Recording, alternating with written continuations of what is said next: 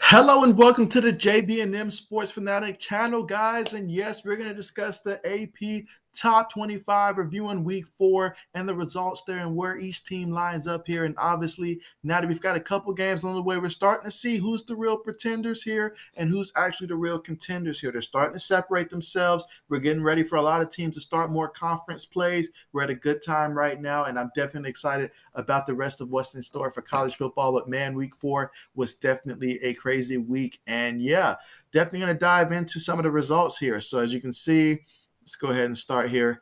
At the top of the list, the top team right now, currently ranked number 1, is Alabama. No surprise there when you look at Alabama and just how they've been able to win. Now, obviously, last week they had a close one against the University of Florida, but still, though, there was no doubt that Alabama is the top team right now as of how they've looked, just from start to finish, top to bottom. The talent that they have, the recruiting that they've done is all there. The coaching, excellent across the board. They beat poor Southern Mississippi at 63-14.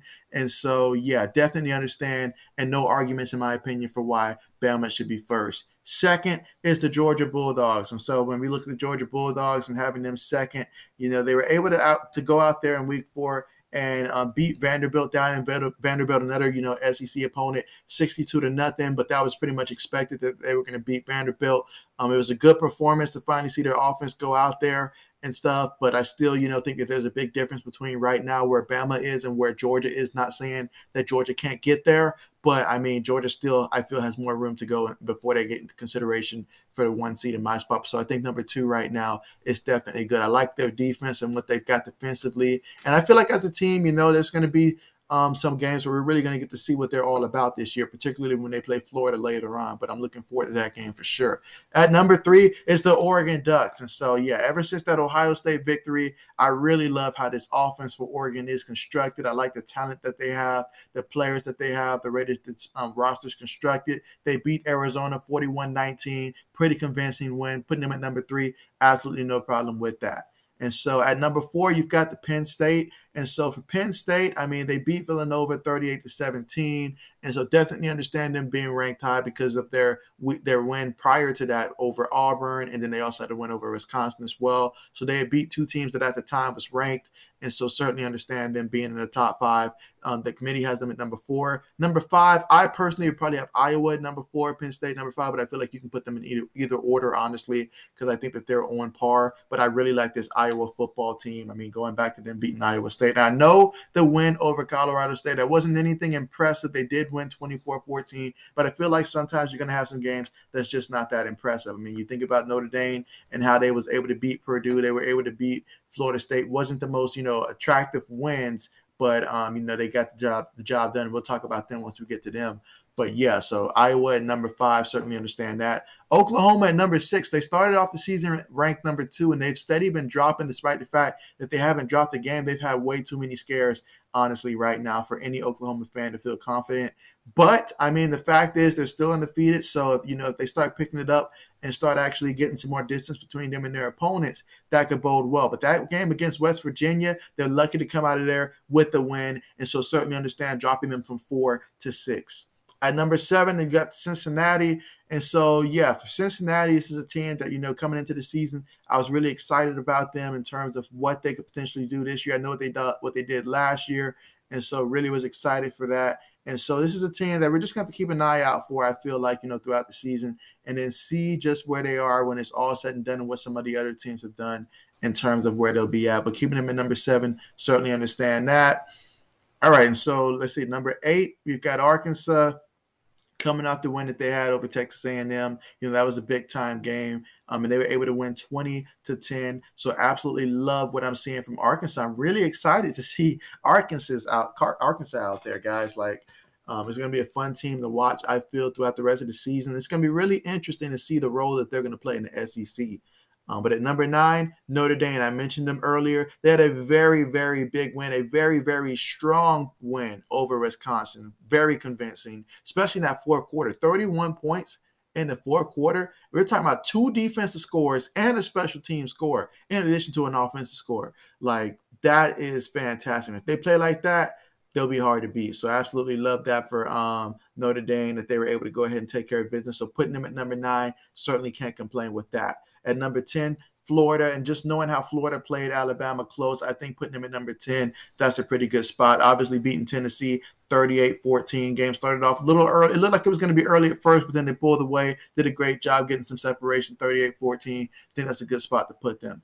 Number 11, Ohio State. Anybody who knows me knows that I love the Ohio State Buckeyes, but my goodness, they're giving me a lot of questions right now. Putting them at number 11, I certainly understand not putting them in the top 10 right now. Defensively, there's a lot of questions right now. I don't know who we can really stop. I know that they got a pretty good win against Akron, but even at the start of the game, it should not have gone that way. And so there's a lot of questions across the board, offense, defense. Heck, they had a guy quit on them on the team. He's no longer on the team, but he quit in the middle of the game.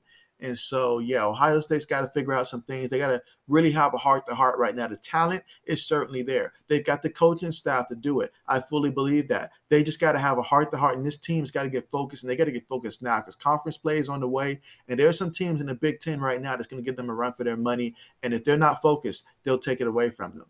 And so, speaking of taking it away, Ole Miss, one of the teams that you really have to keep an eye out for. I feel like they're a team that, probably goes unnoticed, but putting them at number 12, I like that for Ole Miss, and I like the potential of this team, offensively, what they bring to the table. So I'm really looking forward to seeing what they're going to be able to do, especially when they get their matchups against teams like Bama and stuff, some of the top-tier teams in the SEC, and see how they match up there. But I'm really excited about that. Let's go ahead and scroll this up a little bit. All right, so at number 13, BYU. BYU, they had a pretty close win over South Florida, 35-27. So putting them in number 13. I probably would put Michigan above BYU right now, but I know Michigan, their win wasn't a sexy win either. And Michigan at number 14. I mean, they did win, but against Rutgers, you'd like to see a lot more. But just looking at the course of the season and what I've seen from Michigan offensively, this has looked like one of the better offensive Michigan teams that I've seen in quite some time. But, of course, we're going to see how that transfers over to conference play. At number 15, Texas A&M, off the loss to Arkansas, 2015. So to see them drop some at 15, I think that's about right. Coastal Carolina at number 16, I like that spot for them right now. I feel like that's a good spot for Coastal Carolina to be at right now. They beat UMass 53-3, so good spot for them. Number 17, Michigan State Spartans. The previous week they went down to Miami and beat Miami convincingly down in Miami. I was impressed by that. Michigan State, I think that this is going to be a team that you're going to have to watch out for sure in the Big Ten. They beat Nebraska. It was a close game in Nebraska. They had to go to overtime to do it, but they did pull off the win 23-20. And these are the kind of games that when you win, it makes the team better. Now, obviously, you want to try to win a little bit better than that, especially in college football. But, hey, you got the W, and that's what matters. Putting them at 17, no issues with that whatsoever. Fresno State at number 18, this just goes back to Fresno State. They're a team that if they catch you sleeping, look out. They're a team that can certainly sneak up on you. So you got to be ready when you play Fresno State. They did beat UNLV in a close one, 38-30, but you got to win those close ones. They took care of business, putting them at number 18. No complaints with that. Along with the number 19 pick as well here, Oklahoma State. And so, yeah, Oklahoma State, when you think of them, you think of offense. They won 31-20 over Kansas State. So having them in the top 20, no problem with that. UCLA, putting them at number 20. We've seen some good stuff from UCLA, especially early on. Now, obviously, they did slip up, but, hey, what team doesn't slip up? And so certainly looking forward to seeing what they're going to do moving forward. But they did go down to Stanford and get that win 35-24. So good look for them. At number 21, you've got Baylor. And so they beat Iowa State. And so I don't know what's going on with Iowa State.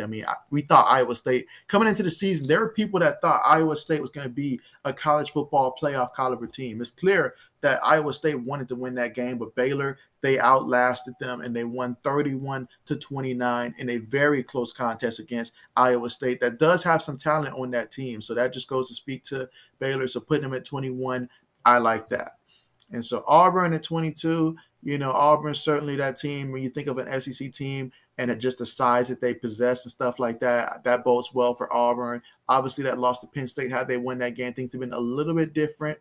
They had no business having Georgia State, though, be that close with them. For the longest part, Auburn was struggling with Georgia State. They did end up winning 34-24, but it was a struggle for them, and I did not see that struggle coming. So putting them at 22, I probably would put them a little lower, but I can still see them being in the top 25 still, regardless of the struggle, but not by much. Not by much. North Carolina State, the big win over Clemson, 27-21. So putting them inside that top 25, I certainly understand that at 23. So good job for them. 24 for Wake Forest. And so for Wake Forest, for them to be at the top 25 team, that just goes to show that they're going to be a team that you have to keep an eye out for in the ACC. I mean, especially right now, I feel like the ACC is just wide open right now in terms of who could potentially win. One week you see a North Carolina win, the next week you see a North Carolina loss. Same for the Virginia schools. Obviously, Clemson going down, all that stuff. So, yeah, it's for anybody that wants a division.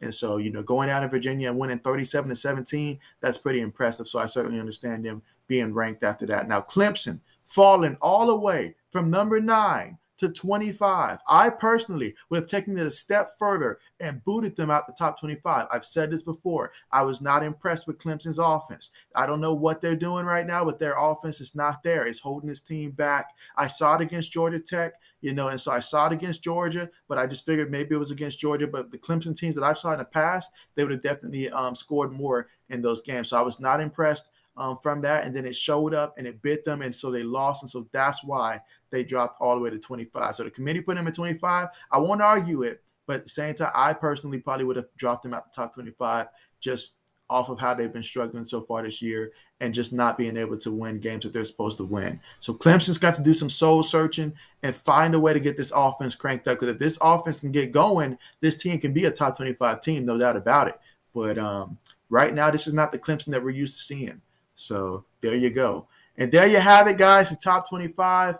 Definitely let me know what you guys think about the top 25 and stuff like that, as well as your opinions on, who's the best team right now in college football, which teams are on the rise, which teams do you think at the end of the season will be in the college football playoff format. Definitely let me know all of that stuff in the comment section, guys. Thank you so much for tuning in. Make sure that you press the thumbs up button and that you do subscribe to the channel if you're not subscribed already. I appreciate all the support, guys. See you guys next time.